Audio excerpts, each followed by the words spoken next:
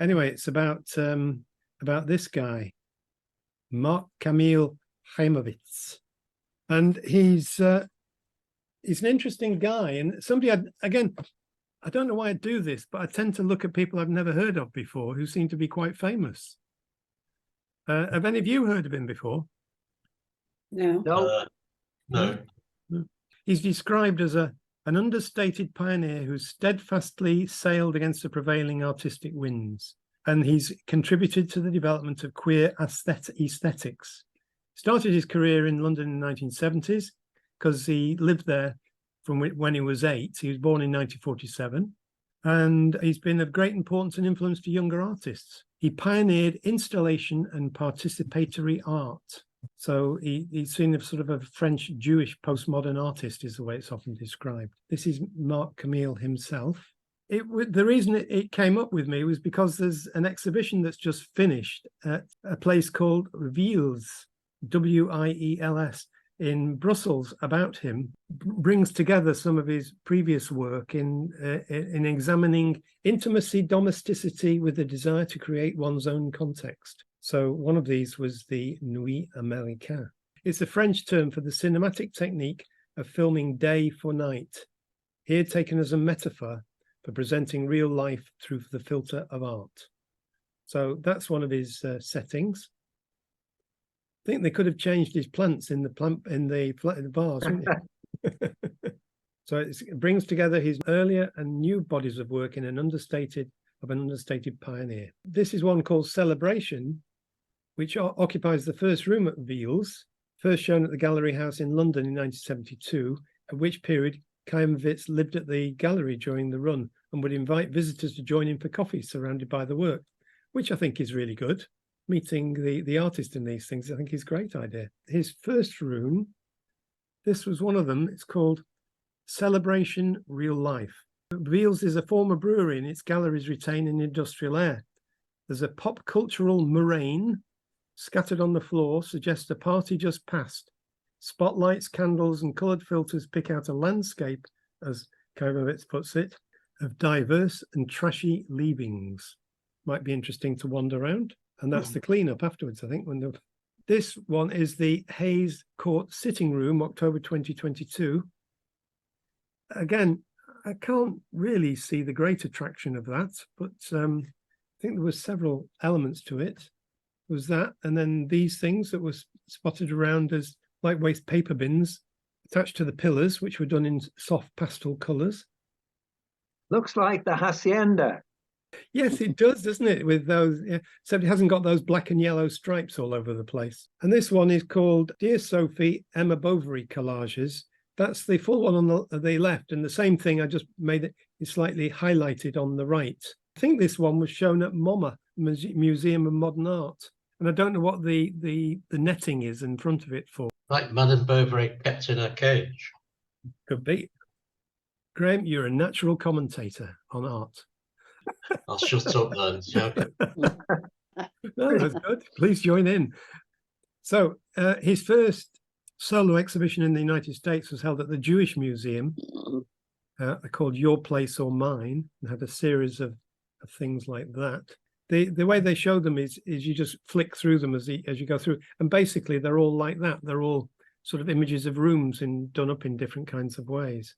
And this is it's about Emma turns to sewing as means towards redemption, and done as a letter to Dear Zoe again.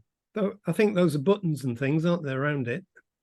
And that actually, I begin to thought of learning more about sewing. Does anybody else sew? Looks like something the reception class would come up with. What does ouvrages mean? Ouvrage.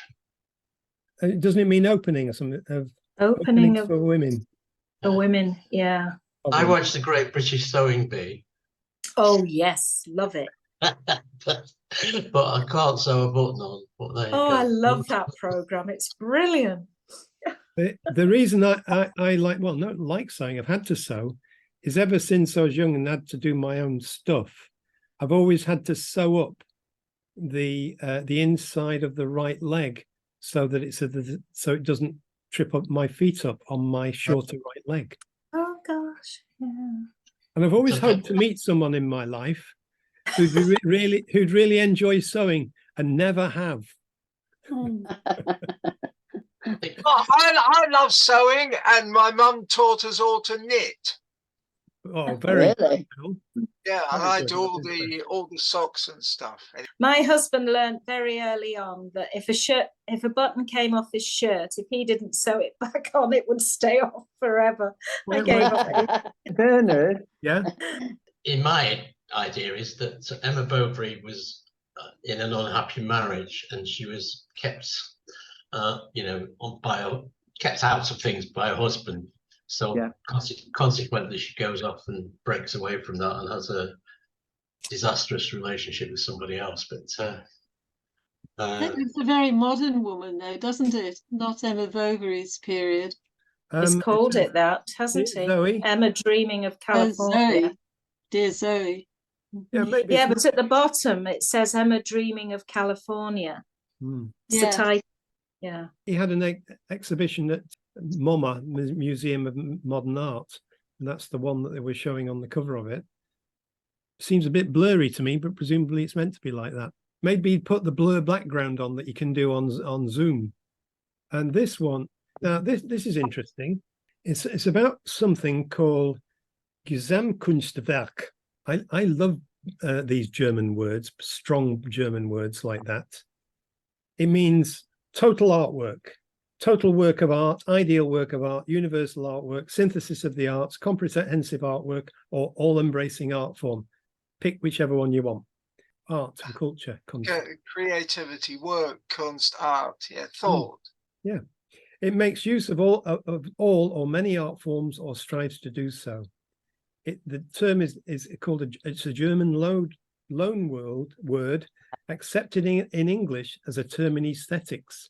So you can pretentiously use it when you're talking about art to confuse people about what you're talking about. So that's always very useful to have.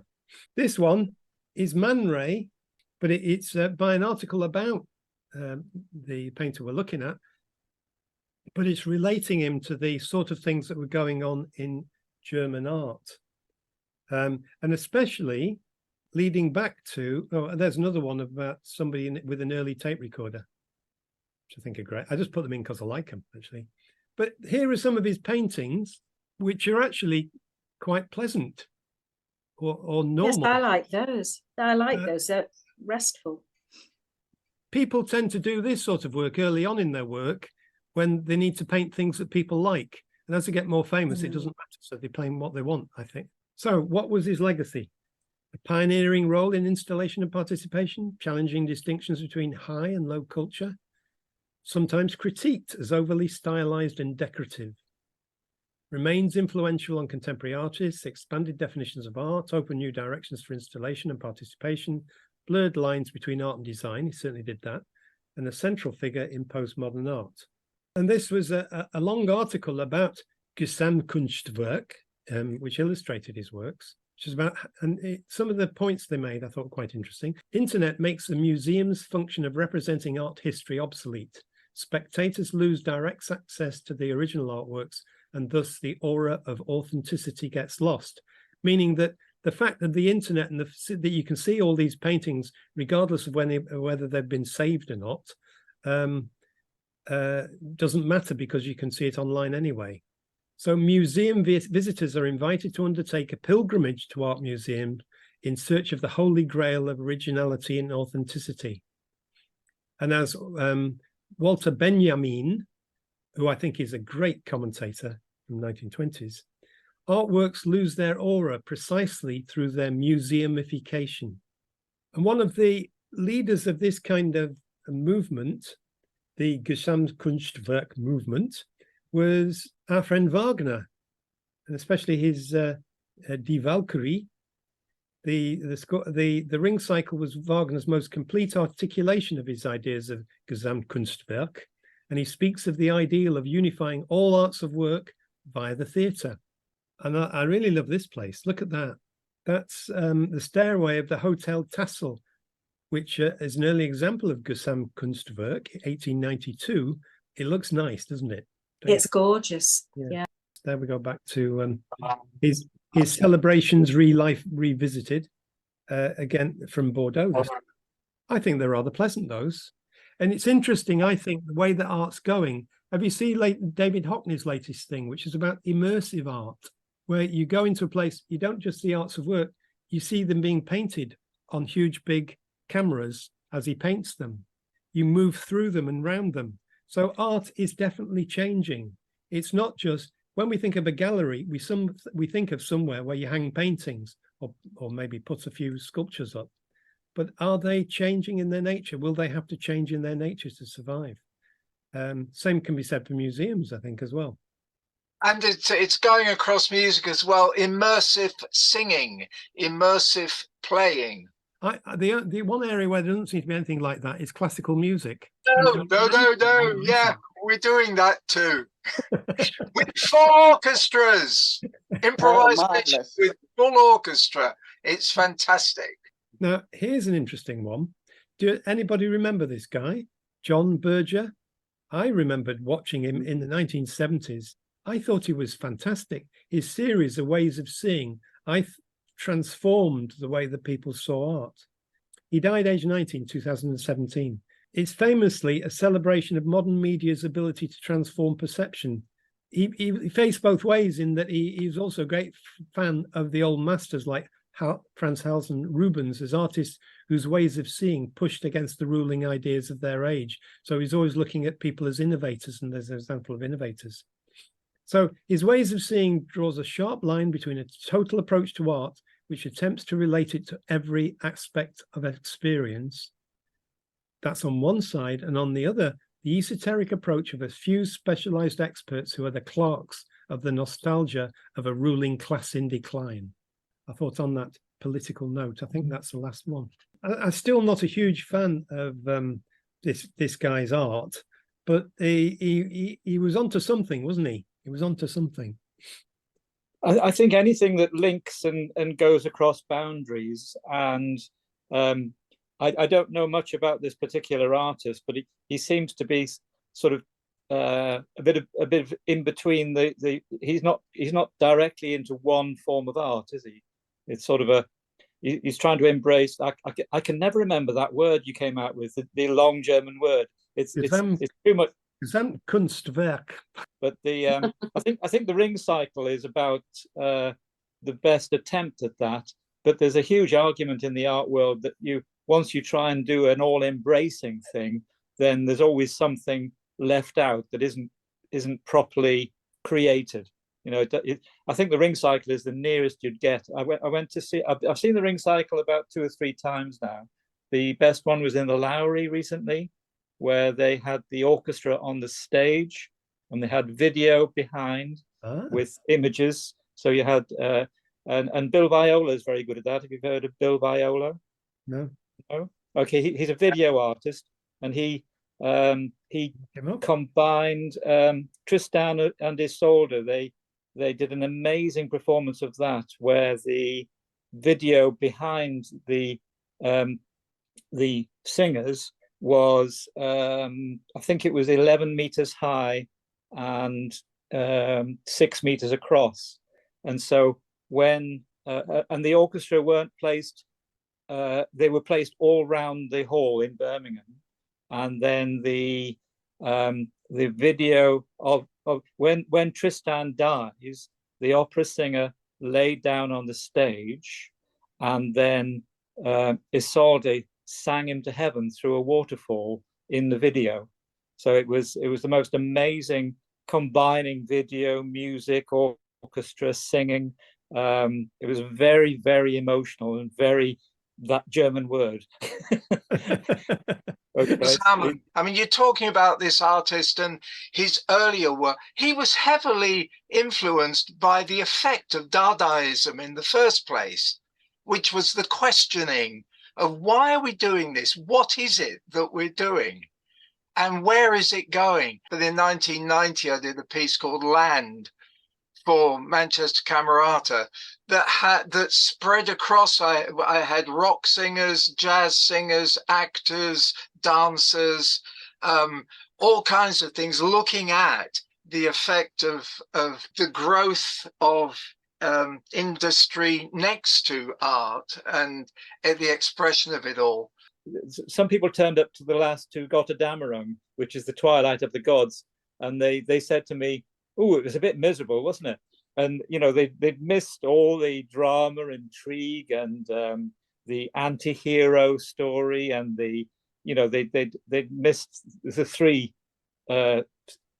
episodes before, so they were judging it just on one little thing and putting a label on it, I suppose. The Ring, in the modern terms, is a bit like an artist's version of Harry Potter.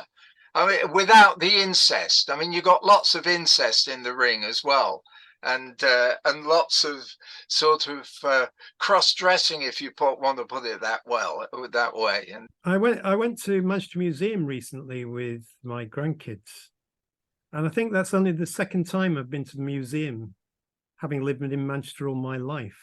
It just never particularly appealed to me. I've not been a great goer to art galleries as well on the grounds, certainly in the last few years, on the grounds that I can see things much better on the internet. So I'm just wondering what their role is now. I think that's why they're trying to look for a new sort of role, a new immersive role, to get people experience a bit more than they could experience at home. No, I was just going to say, isn't the experience of seeing a picture in an art gallery much more fulfilling than looking at it on a screen? I don't think so, because all I'm thinking about, my legs hurting. I wish I'll have to stop walking soon. Thank you. That's why the internet was created for you, Bernard. Yes, so it was. people Yes, who it was find me. it uncomfortable. I mean, they're 2 different experiences, aren't they? I mean, it's wonderful that we can access all these things on the internet and look at things, the other side of the world, that we wouldn't actually see. But personally, I prefer to go to an art gallery, because you actually get an idea of the size. You can look at more in detail at the brush strokes, the texture, and it's quite a different experience. You've always got a rumpus room for the children should they get bored. Yeah, they do very quickly. The only thing I liked about them were the shops. Bernard, how did your grandkids respond? They ran off. So I didn't see them for about 30 minutes. Oh, they did their own thing. They did their own thing. But I was watching a lot of the kids as I sat down, because my leg again. I was watching a lot of the young people going through, and most of them and most of the people there seem to be doing it as a way. Well, at least it's something to do with the kids during the summer holidays. But it was never fuss, wasn't it? There was no great idea. Oh, look at this magnificent dinosaur, or look at this. And the stuff about the pharaohs, it was in a very darkish room where you could only just about see them, because they're trying to preserve them. And I thought, and when I got out of there, I think, thank God for that. I'm out of that grim place. Yeah, come on. I think Manchester Art Gallery particularly focuses on children very well, actually. I think they have they all do. A lot of interactive activities, and you know, things that they can do, colouring and copying things, and as you say, you can't drag them around the whole lot. You need to focus on a small thing. What you want to say? All I was saying was that you can't limit them, because I know when I first took our grandchildren to the museum, they wanted to climb all the stairs, you know, wanted to explore the different rooms, never mind what was on display. And by default, they saw what was on display, and some of them were interested and some of them wanted to go up the next flight. You know, it's experiencing the place. That's developing an interest. It's a very good point. That it's a place, not it just an is. exhibit. It is a good point. Bernard, my favorite German word is Jagenklopp. On that great note, we will probably be